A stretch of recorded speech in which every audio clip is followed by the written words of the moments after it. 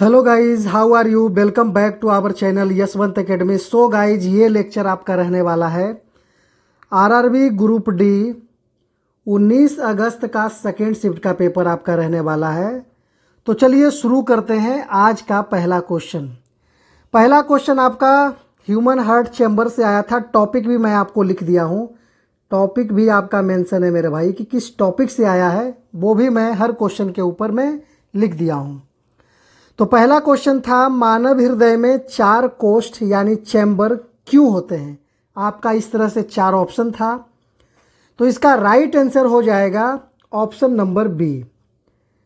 आपका हो जाएगा ऑक्सीजन युक्त और रहित रक्त को आपस में मिलने से रोकने के लिए, to prevent mixing of oxygenated and deoxygenated blood. Oxygen युक्त और रहित रक्त को आपस में मिलने से रोकने के लिए चैम्बर बना होता है। मानव हृदय में 4 कोष्ठ यानी 4 चैम्बर होते हैं, 2 आलिंद और 2 निलय जिसे बोलते हैं, जो शुद्ध और अशुद्ध रक्त को अलग रखकर शरीर को कुशल ऑक्सीजन आपूर्ति प्रदान करते हैं। इस प्रणाली को दोहरा परिसंचरण ड्यूल सर्कुलेशन भी कहते हैं। तो आपका आंसर से रिलेटेड जो फैक्ट था वो भी मैं आपको डाल दिया हूँ। दूसरा क्वेश्चन आपको पूछा था एसआई यूनिट ऑफ फोर्स से, यानी बल का एसआई मात्रक से पूछा था। टॉपिक था एसआई यूनिट। तो बल का एसआई मात्रक क्या है? तो बल का एसआई मात्रक न्यूटन होता है। ऑप्शन सी आपका बिल्कुल राइट आंसर है। और 1 newton equal to 1 kg metre प्रति सेकेंड स्क्वायर होता है। और बल का फॉर्मूला होता है F equal to mass into acceleration, द्रव्यमान गुणे त्वरण होता है। ऑप्शन सी आपका बिल्कुल राइट आंसर है। अगला क्वेश्चन आपसे पूछा था, टॉपिक आपका है फंक्शन ऑफ सिंपल मशीन से, यानी एक सरल मशीन का मुख्य कार्य क्या होता है? आपका इस तरह से 4 ऑप्शन था, तो इसका राइट आंसर ऑप्शन बी हो जाएगा। काम को आसान बनाने के लिए बल की दिशा या मात्रा बदलना, यही एक सरल मशीन का मुख्य कार्य होता है। जैसे उत्तोलक, घिरनी, ढालू तल, यानी ये सब बिना नई ऊर्जा बनाए बल का परिमाण बढ़ाकर या उसकी दिशा बदलकर कार्य को आसान बनाती है। जैसे ढालू तल लिखा है, तो आपका जो स्लोप होता है, कहीं रोड वगैरह पे चलते होंगे तो इस तरह से इसे ढलाव आता है। तो आप यहाँ अगर साइकिल से हैं, बाइक से हैं, तो आप यहाँ अगर बंद भी कर देते हैं बाइक को, तो आराम से आपके काम को आसान बना देता है, नीचे की तरफ लेकर के चला जाता है। तो इसी को बोलते हैं सरल मशीन का एग्जाम्पल्स। अगला आपका colour, blue colour of sky से क्वेश्चन आया था। मतलब दिन के समय आकाश नीला क्यों दिखाई देता है? Why does the sky appear blue during the day?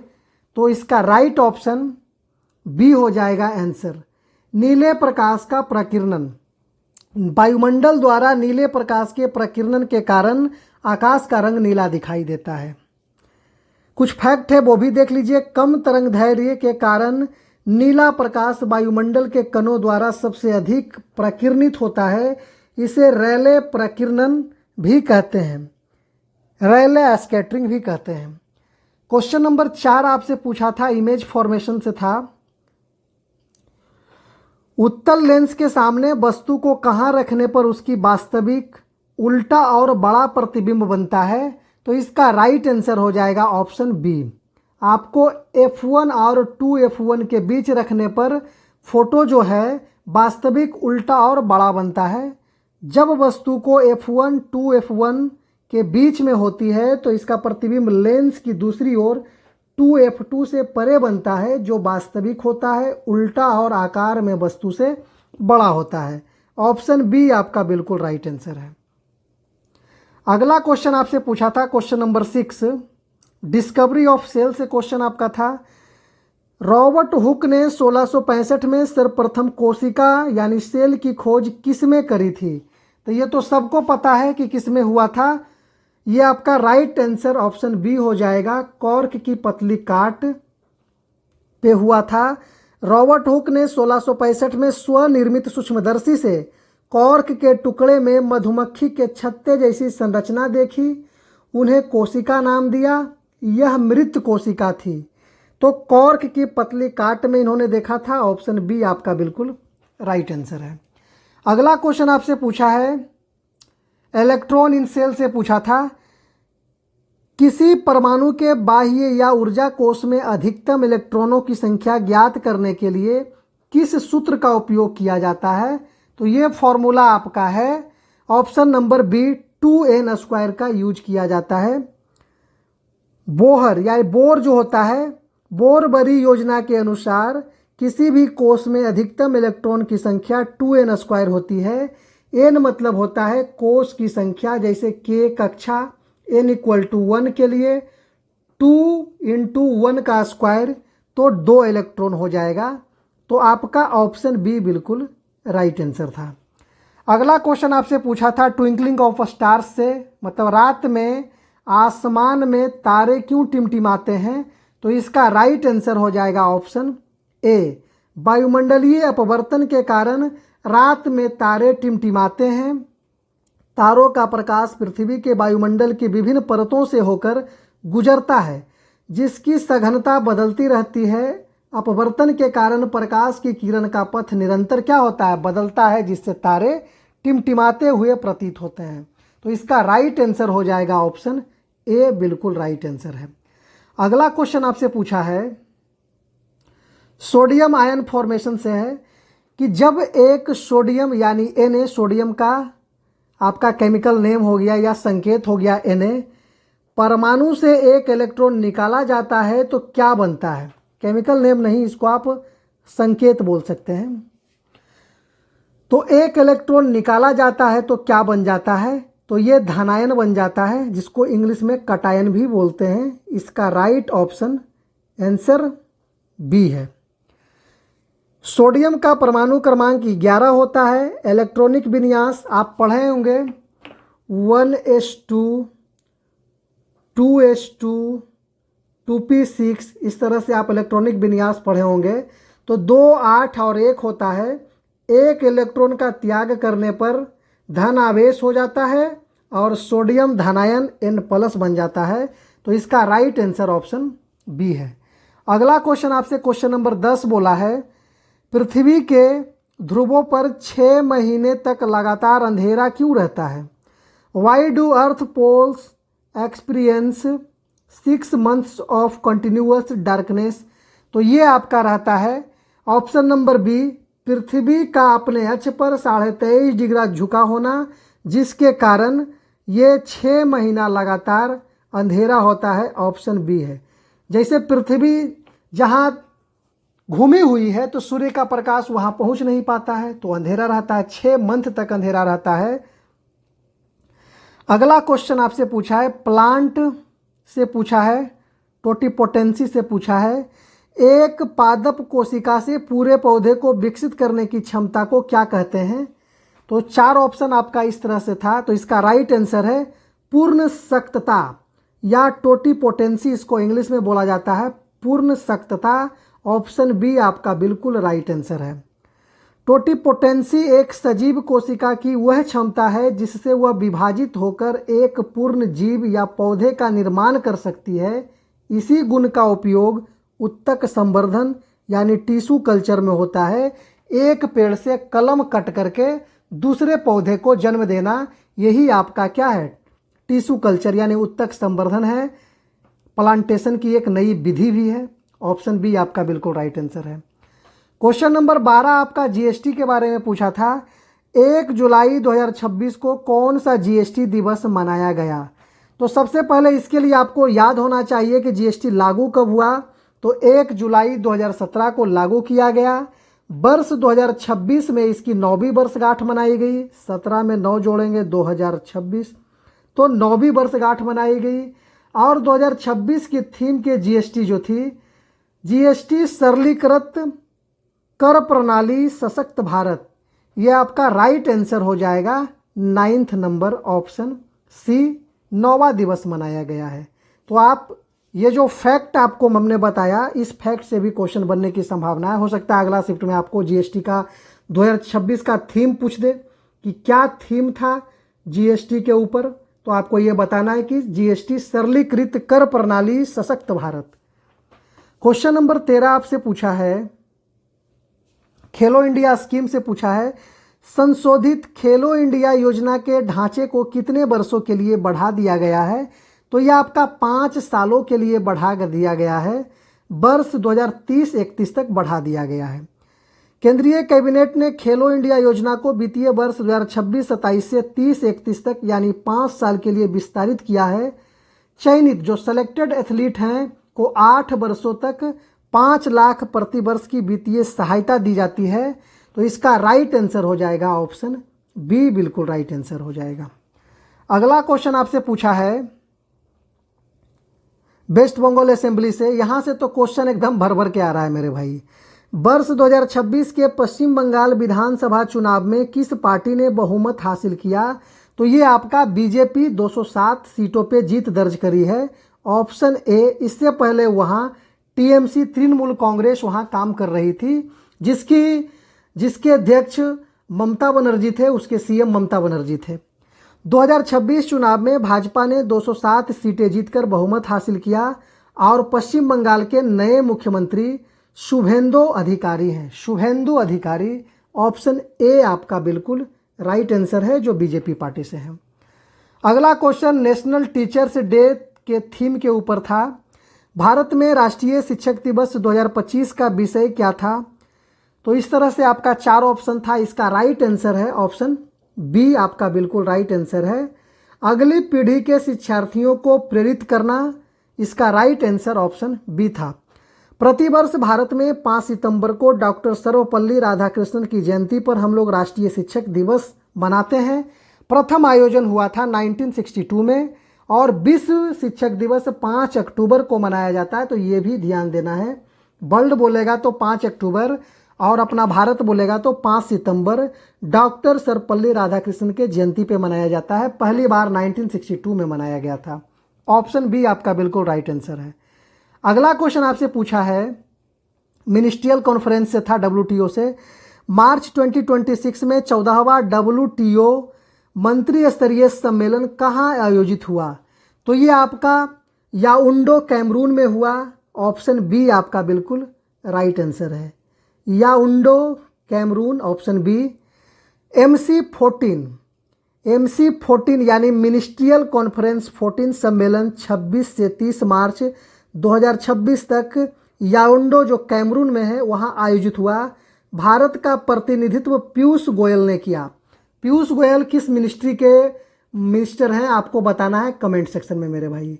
13वां सम्मेलन MC13 अबू धाबी में हुआ था और WTO की स्थापना 1 जनवरी 1995 को हुई थी, जिसका हेडक्वार्टर जेनेवा में है। ये भी आपको याद रखना है। अगला क्वेश्चन आपसे पूछा है क्वेश्चन नंबर 17 एशियन एथलेटिक्स से पूछा है। एशियाई एथलेटिक्स चैंपियनशिप 2025 में 3000 मीटर स्टीपल चेस में 36 साल बाद स्वर्ण पदक जीतकर किसने इतिहास रचा है? तो इनका नाम है अविनाश सावले, ऑप्शन बी आपका बिल्कुल राइट आंसर है। अविनाश सावले ने गुमी जो दक्षिण कोरिया में है में आयोजित 2025 एशियाई एथलेटिक्स चैंपियनशिप में 8 घंटे 20 मिनट 92 सेकेंड का समय निकालकर या फिर 8 मिनट 20 सेकेंड और 92 नैनो सेकेंड का समय निकालकर स्वर्ण पदक जीता है। उन्हें 2022 में अर्जुन पुरस्कार से भी सम्मानित किया गया है। ये आपका मिनट है, ये आपका सेकेंड है, ये आपका नैनो सेकेंड है मेरे भाई, इस चीज़ को भी ध्यान दीजिएगा। चलिए ऑप्शन बी आपका अविनाश सावले है। अगला क्वेश्चन नंबर 18 आपका सेकेंड खेलो इंडिया बीच गेम से पूछा था। यानी वर्ष 2026 में आयोजित दूसरे खेलो इंडिया बीच गेम्स में कौन सा राज्य शीर्ष स्थान पे रहा है? तो शीर्ष स्थान पे आपका कर्नाटक रहा है। ये भी आपका रिपीटेड क्वेश्चन है। कुल 11 पूरे 11 मेडल के साथ कर्नाटक आपका पहला स्थान पे रहा है। आयोजन हुआ था 5 से 10 जनवरी 2026 को घोघला बीच यानी द्वीप में हुआ था, दमन एवं द्वीप जो बोलते हैं, घोघला बीच में हुआ था।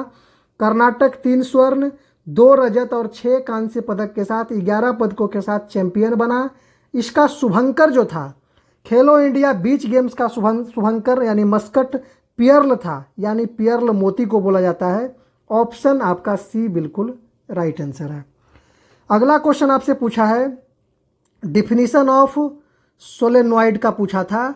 भौतिकी में परिनालिका, परिनालिका क्या होती है? भौतिकी में परिनालिका क्या होती है? तो भौतिकी में परिनालिका आपका बेलनाकार पास पास लपेटे इंसुलेटेड तारों की एक बेलनाकार कुंडली होती है। तो इसका राइट आंसर ऑप्शन बी आपका बिल्कुल राइट आंसर है। इससे फैक्ट कुछ देख लेते हैं। धारा प्रवाहित करने पर परिनालिका छड़ चुंबक की तरह व्यवहार करती है। इसके भीतर चुंबकीय क्षेत्र एक समान और समानांतर सीधी रेखाओं में होती है। अगला क्वेश्चन नंबर 20 आपसे पूछा था, पीएनबी मेगा से था आपका प्रोग्राम से। वर्ष 2026 में किस बैंक ने किसानों के लिए मेगा एग्री आउटरीच प्रोग्राम शुरू किया? तो इसका राइट आंसर हो जाएगा ऑप्शन नंबर बी, पीएनबी यानी पंजाब नेशनल बैंक ने मेगा एग्री आउटरीच प्रोग्राम 2026 में शुरू किया। बी ऑप्शन राइट है। इसका मेन मकसद क्या है? तो ग्रामीण व्यवस्थाओं को बढ़ावा देने, किसानों, महिला उद्यमियों एवं स्वयं सहायता समूहों SHGs को सुलभ ऋण प्रदान करने के लिए देश भर के 247 केंद्रों में यह अभियान शुरू किया। तो इसका राइट आंसर ऑप्शन बी हो जाएगा। अगला क्वेश्चन आपसे पूछा है, अमीबा अपना भोजन किस अंग यानी संरचना की मदद से ग्रहण करता है? तो ये ग्रहण आपका करता है कूटपाद, जिसको सीडोपोडिया बोलते हैं। कूटपाद से ये शुरू करता है। अमीबा एक कोशिकीय जीव है, ये भी ध्यान देना है। और ये अपना अंग भोजन जो है किस अंग की संरचना से मदद करता है? तो कूटपाद की सहायता से करता है। कूटपाद से घेरकर निगलता है। इस प्रक्रिया को फैगोसाइटोसिस भी कहते हैं। तो ऑप्शन आपका बी बिल्कुल राइट आंसर है। अगला क्वेश्चन आपसे पूछा है मैकेनिकल एडवांटेज से ऑफ मशीन के बारे में। यदि समान भार उठाने के लिए मशीन P का प्रयास बल 100 न्यूटन तथा मशीन Q का 50 न्यूटन है, ऐसा क्वेश्चन पिछला शिफ्ट में भी आया था कि कौन ज़्यादा अधिक कुशल है? तो किस मशीन का यांत्रिक लाभ अधिक होगा? देखिए मशीन P का प्रयास 100 न्यूटन है और मशीन Q का प्रयास है आपका 50 न्यूटन। तो आपका बोल रहा है मशीन का यांत्रिक लाभ, यंत्र मतलब जिसका कम घिसेगा, तो यंत्र किसका कम घिसेगा? जो कम काम करेगा।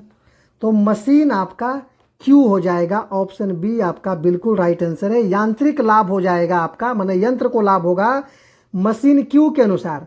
लेकिन काम करने वाला जो कोई फैक्ट्री चला रहा है कोई व्यक्ति का, तो उसका मशीन A उसके लिए फायदेमंद रहेगा क्योंकि वो ज़्यादा काम कर रहा है। लेकिन यांत्रिक लाभ बोलेगा तो मशीन Q आपका हो जाएगा। अगला क्वेश्चन आपसे पूछा है विंटर ओलंपिक से, एक ही शीतकालीन ओलंपिक में 3 पदक जीतने वाली पहली फ्री स्टाइल स्कीयर कौन बनी? तो यह आपका है एलिन गू बनी है पहली फ्री स्टाइल स्कीयर जो एक शीतकालीन ओलंपिक में 3 मेडल जीती है। ऑप्शन ए आपका बिल्कुल राइट आंसर हो जाएगा। चीन की एलिन गू एक ही शीतकालीन ओलंपिक में फ्री स्टाइल स्कीइंग में 3 पदक, जिसमें 2 गोल्ड है और 1 रजत, जीतने वाली पहली एथलीट बनी है। ये चाइना की है एलिन गू।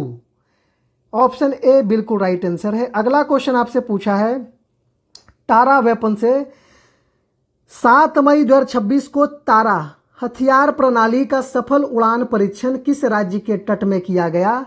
तो ये ओडिशा तट में किया गया। ऑप्शन बी आपका बिल्कुल राइट आंसर है। DRDO और भारतीय वायुसेना IFA ने ओडिशा तट से स्वदेशी गाइडेड मिसाइल तारा या तारा भी बोल सकते हैं टैक्टिकल एडवांस्ड रेंज ऑगमेंटेशन का सफल परीक्षण किया। इसे RCI लैब यानी हैदराबाद द्वारा विकसित किया गया है। इसे RCI लैब जो हैदराबाद में उसके द्वारा विकसित किया गया है। तारा जो एक सिस्टम प्रणाली है, हथियार प्रणाली है उसको। ऑप्शन बी आपका बिल्कुल राइट आंसर है। अगला क्वेश्चन आपसे पूछा है टाइगर सपोर्टिंग से पूछा है, करा वर्ष 2026 में लगभग 33 वर्षों के लंबे अंतराल के बाद गुजरात के रतनमहाल अभ्यारण्य में किस जानवर की उपस्थिति दर्ज की गई है? किस जानवर की उपस्थिति दर्ज की गई है? तो ये आपका टाइगर की उपस्थिति दर्ज करी गई है, royal Bengal tiger. Option C आपका बिल्कुल राइट आंसर है। रतनमहाल अभ्यारण्य दाहोद गुजरात में है, मुख्यतः रिच स्लोथ बियर के लिए प्रसिद्ध है। मध्य प्रदेश से प्राकृतिक कॉरिडोर द्वारा आए बाघ की उपस्थिति के साथ गुजरात भारत का एकमात्र राज्य बन गया है जहां एशियाई शेर, तेंदुआ और रॉयल बंगाल टाइगर तीनों एक साथ निवास करते हैं। तो इसका राइट आंसर ऑप्शन सी हो जाएगा। क्वेश्चन नंबर 26 आपसे पूछा है, साउंड इफेक्ट से पूछा है, वाहन के टायर या ट्यूब के छोटे छिद्र से धीरे धीरे हवा निकलने पर तीखी सीटी जैसी आवाज क्यों आती है? सीसी करके जो आवाज निकलता है जैसे प्रेशर कुकर से, तो तीखी सीटी जैसी आवाज क्यों आती है? तो इसका राइट आंसर है ऑप्शन नंबर ए, सूक्ष्म छिद्रों से उच्च दबाव वाली हवा का बाहर निकलना, जिसके कारण वो आवाज आता है, सीसी करके जो आवाज आता है। अत्यधिक दबाव वाली हवा जब एक बहुत छोटे छिद्र से बाहर निकलती है तो तीव्र वायु दबाव अंतर और अशांत प्रवाह के कारण उच्च आवृत्ति की ध्वनि तरंगे उत्पन्न होती है, जिसके कारण वो आवाज करती है। तो आपको ये 26 क्वेश्चन हमारे पास उपलब्ध हो पाया था। तो चलिए, सेशन कैसा लगा लाइक कीजिएगा मेरे भाई, अगर चैनल पर नए हैं तो सब्सक्राइब भी कीजिएगा और वीडियो को शेयर भी कीजिएगा। धन्यवाद, आपको मिलते हैं अगले सेशन में। धन्यवाद। और पीडीएफ अगर आपको चाहिए, पीडीएफ आपको चाहिए तो टेलीग्राम भी आपको डिस्क्रिप्शन में मिल जाएगा, टेलीग्राम ज्वाइन कर लीजिएगा मेरे भाई। धन्यवाद।